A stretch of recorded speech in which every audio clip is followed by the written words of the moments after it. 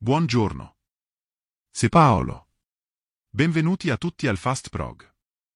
Si on se débrouille bien, nous devrions avoir terminé l'apprentissage dans quelques minutes. Si vous avez des commentaires nous permettant d'améliorer nos tutos, n'hésitez pas à nous le faire savoir et à vous abonner si notre chaîne vous plaît. J'espère que vous avez lu les instructions générales pour l'installateur dans la notice et que vous êtes une personne qualifiée et spécialisée dans le domaine parce que ça va envoyer.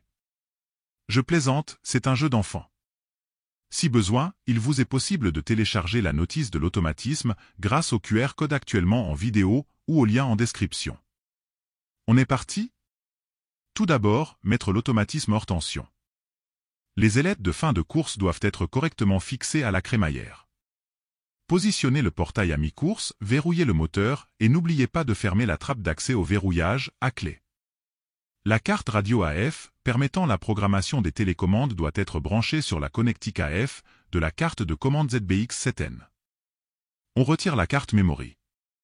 Au terme des branchements électriques de vos accessoires, s'assurez que la zone de manœuvre ne présente aucun obstacle. Effectuez la mise sous tension de l'automatisme et attaquons-nous à la programmation. Positionnez-vous devant la carte électronique de l'automatisme, nous allons effectuer une remise à zéro des paramètres. D'ailleurs, n'hésitez pas, s'il vous arrive par la suite de faire une mauvaise manipulation ou d'être perdu dans la programmation, à effectuer cette procédure, celle-ci n'effacera pas les télécommandes si vous les aviez déjà programmées. Allons-y, je vous guide.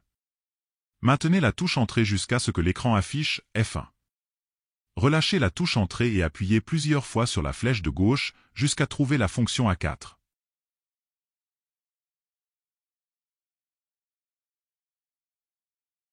A4, appuyez sur Entrée, l'écran affiche Off. Appuyez sur la flèche de droite, l'écran affiche On. Appuyez sur Entrée, l'écran affiche CLR et revient sur A4. Nous venons ainsi d'effectuer la remise à zéro.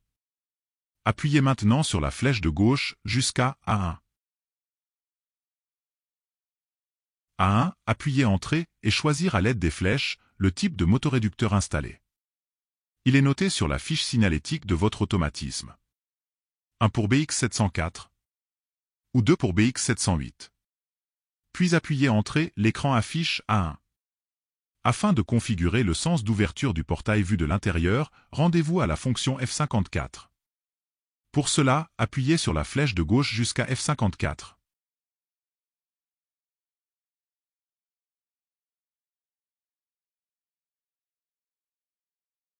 F54, appuyez Entrée et choisissez à l'aide des flèches le 0 si votre portail s'ouvre vers la gauche ou le 1 si votre portail s'ouvre vers la droite. Appuyez Entrée, l'écran revient sur F54. Nous allons maintenant effectuer l'auto-apprentissage de la course. Appuyez sur la flèche de droite jusqu'à A3.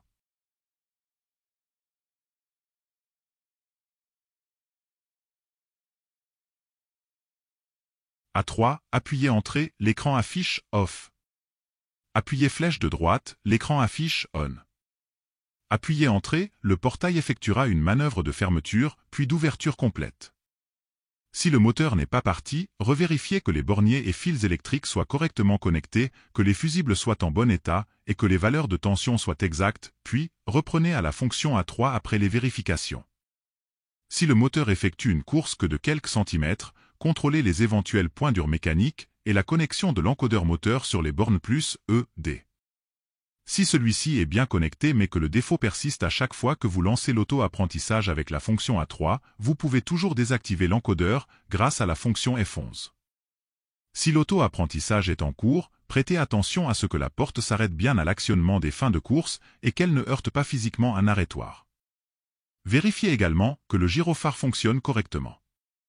Si ce n'est pas le cas, assurez-vous qu'il soit bien branché sur les bornes W et E1 de la carte électronique ZBX7N. Voilà. À la fin du réglage de course de votre automatisme, l'écran affiche A3.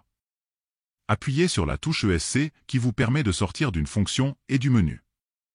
Une fois sorti du menu, vous pouvez essayer le bon fonctionnement de votre installation en appuyant sur la flèche de gauche ou droite pour fermer ou ouvrir le portail. Ça bouge? Impeccable. Voici la liste des fonctions les plus importantes, comme la programmation des télécommandes ou des photocellules. Vous y verrez aussi qu'afin d'activer la fermeture automatique, il faudra se rendre à la fonction F19.